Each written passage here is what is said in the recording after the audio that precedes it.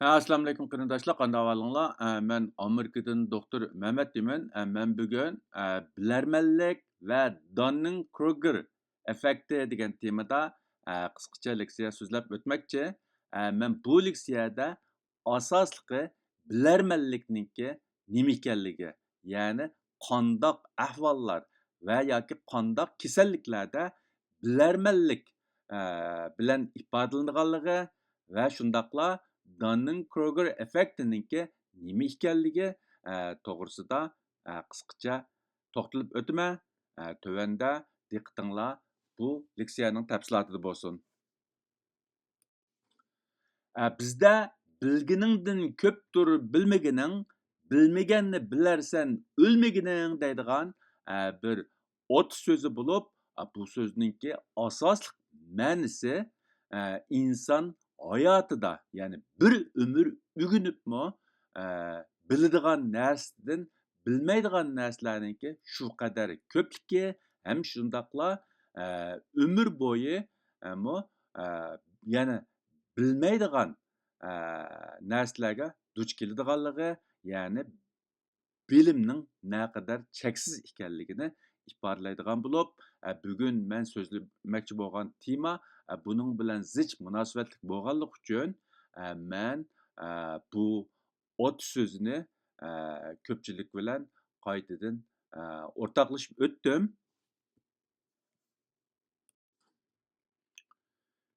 Endi bu bilarmonlik degan nima degan vaqtida, bilarmonlik degan vaqtida garchi ko'p narsa bilmasimi, ammo hamma narsani bildigandek his qilish, o'zining hammani biladiganligiga ishonish yoki o'zining bilmaydiganligini bilmasligini yoki farq etmasligini ko'z tutgan bo'lib, u tuvandagi bir necha xil ahvol yoki kasalliklarni o'z ichiga oldi.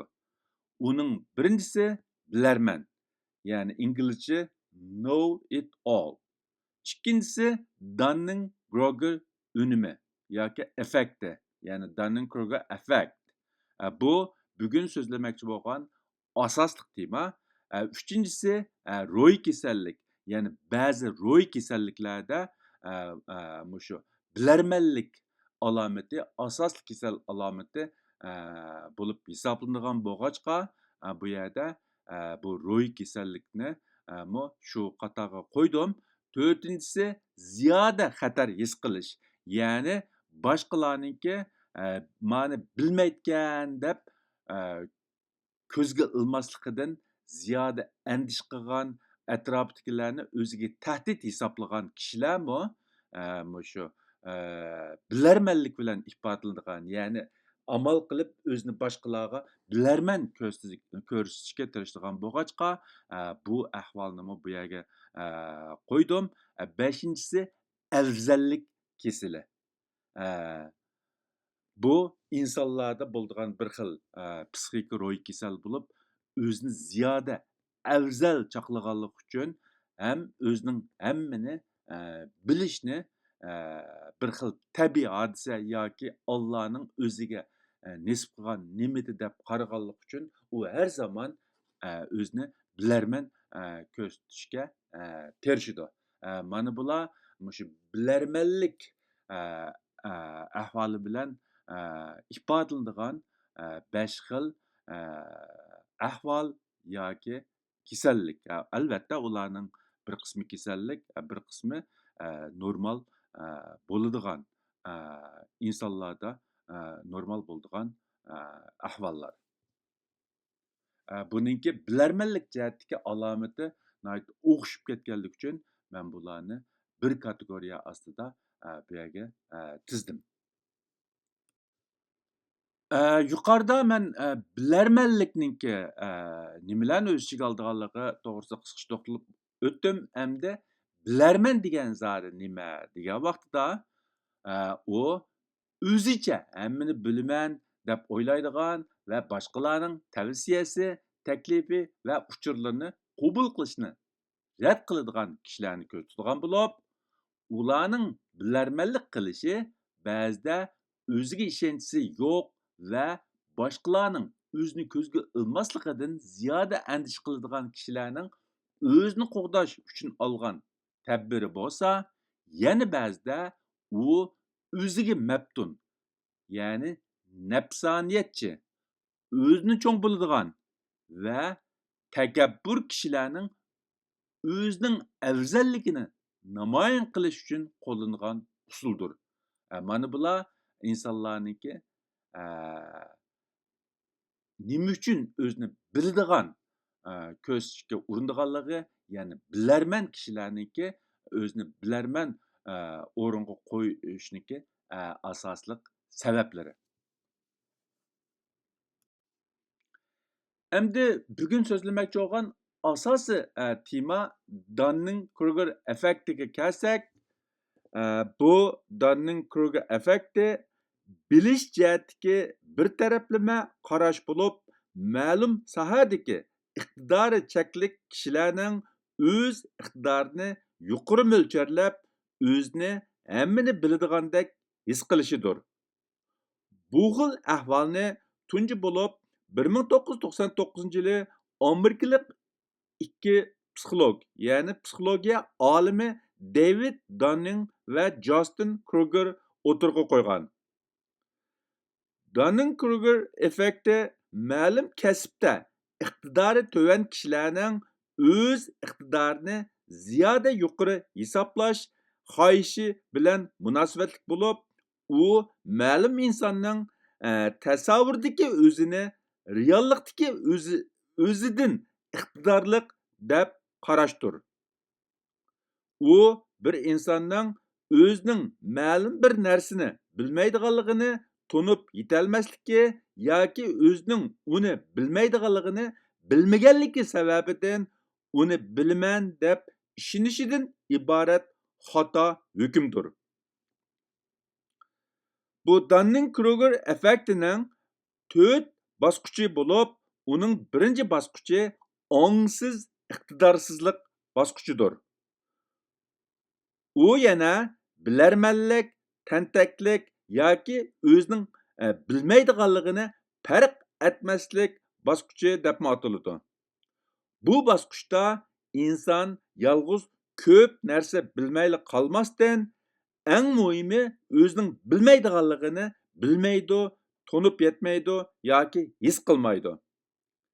Inson o'zining iqtidorsizligini tunib yetolmaganligi uchun o'z iqtidorini haddidan ziyoda yuqori mo'lcharlaydi.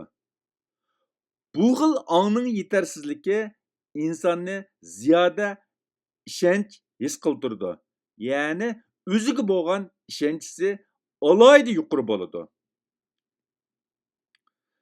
Ma'lum sohada bilimi to'van yoki yetarlik bo'lmagan bir kishining o'ziga bo'lgan ishonchining ziyoda yuqori bo'lishi sababidan o'zini bilarman hisoblaydi. Ammo atrofdagilar va jamiyatning e'tirof qilishiga erisholmaydi. Ikkinchi bosqich ongliq iqtidorsizlik bosqichi bo'lib, u bilimsizlikni tunib yetish yoki kamtarlik bosqichi deb ataladi. Bu bosqichda o'z yetarsizligi va bilimining cheklik ekanligini o'rganadigan nurg'un narsalarning borligini tunib yetadi. Bu insonning qabul qilishi eng qiyin bo'lgan bosqich bo'lib, bu bosqichda inson dastlabda o'zining atrofidagilar va jamiyatning e'tirof qilishiga erisholmasligining sababini jamiyatning o'zining iqtidorini farq etmasligidan yoki o'ziga adolatsiz muomala qilganligidan deb tushunib, o'ziga bo'lgan ishonchi biroqla tovanlab ketadi. Jamiyatga, boshqalarga yomon ko'zi bilan qaraydigan bo'ldi, hatto tushkunlashidi. Ammo oxirida o'zining bilmaydiganligini tunib yetib, kamtarlikka yuzlandi. U o'rganish va yaxshilanishning yo'lini ochadi. Uchinchi bosqich ongliq iqtidor bosqichi. Ya'ni uyg'unish, aqlini tepish bosqichi deb ataladi. Bu bosqich insonning haqiqiy iqtidor egallash uchun olgan hal qilg'uch qadam bosqichi bo'lib, bu bosqichda insonlar e, mahoratlarini yetildirib, xatolikni tuvaltidi. O'ziga bo'lgan ishonchi qaytadan tiklanishga boshlaydi va insonning o'ziga bo'lgan ishonchisi bilan amaliy iqtidori moslashishga boshlaydi.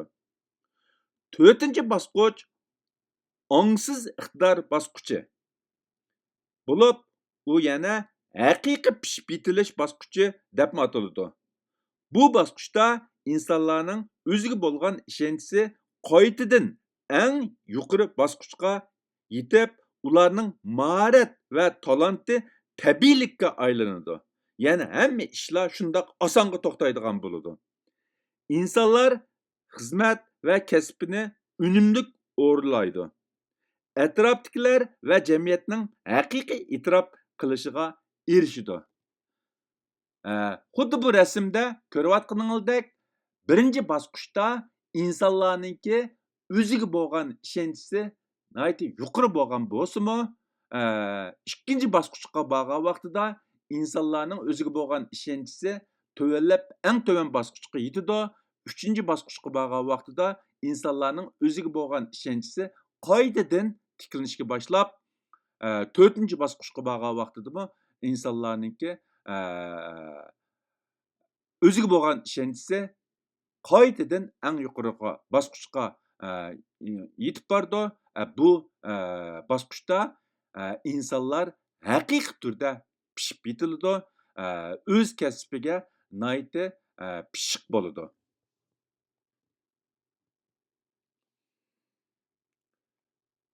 Bu to'rt bosqichliq jarayon ko'pincha ahvolda IQ'si yuqori, aqlliq, garchi texi yetarlik bilim olmagan bo'lsa-mu, ammo o'zini bilarman chaqlaydigan insonlarga mos keladigan bo'lib, IQ'si to'van bo'lgan, garchi hech nima bilmasa-mu, ammo o'zini hammani biladigan, bilarman chaqlaydigan insonlarga mos kelmaydi.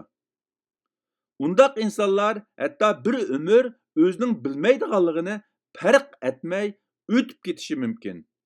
Undan boshqa u aqlliq, bilarman insonlar ichidami bir qism insonlar balkim savallikni o'zining bilmaydiganligini farq etmay savallikni butunlay boshqalardan izlab o'zining bilimsizligini tonib yetmay uzun bir mezgil kamtarlik bosqichiga kiramasligi, hatto bir umr tushkunlik ichida g'arq bo'lib ketishi mumkin. Ya'ni bu IQ'si yuqori, aqlli insonlarga mos keladigan bir jarayon bo'lib, uning ichida ko'pincha insonlar eng oxirida o'z aqlini tepib, haqiqiy bilim egasiga aylangan bo'lsa, bir qism insonlar shu ikkinchi bosqichdan olqib o'tamasligi mumkin. Oxirida ta'kidlab o'tadiganim, bir narsani bilmaslik yomon ish emas, chunki inson bilmagan narsalarni o'rganish orqali bilib olishi mumkin. Ammo yomon bo'lgani insonning o'zining bir narsani bilmaydiganligini farq etolmasligi yoki inson o'zi bilmaydigan narsani bilaman deb ishonishidir. Dastlabki ot so'zida aytilgandagidek, inson bir umr yashapmi hamma narsani bilib ketishi mumkin emas bo'lganligi, ham shundoqla hayot bo'yicha o'rganibmi yana bilmaydigan narsalarningki nurg'unlarga duch keladiganligi, bilmaslikning yomon emasligi, ammo o'zining bilmaganligini, ya'ni o'ziningki bilim doirasining naga ekanligini to'g'ri tunib yetgan vaqtida anandan keyin inson o'zini uzluksiz taraqqiy qildig'ili bo'ladiganligini men oxirida alohida ta'kidlab o'tmoqchi. Bugungi bu leksiyani shu yerda oxirlashtirmoqchi. Hammanglarning diqqat berganinglarga ko'pdan ko'p rahmat. Alloh hammamizning aqlini ochiq qilsin. O'zimizni to'g'ri to'nig'idek aql farosatga ega qilsin va o'zimizni to'g'ri o'ringa qo'yishga nisib qilsin. Xayr xo'sh, Allohga omonat.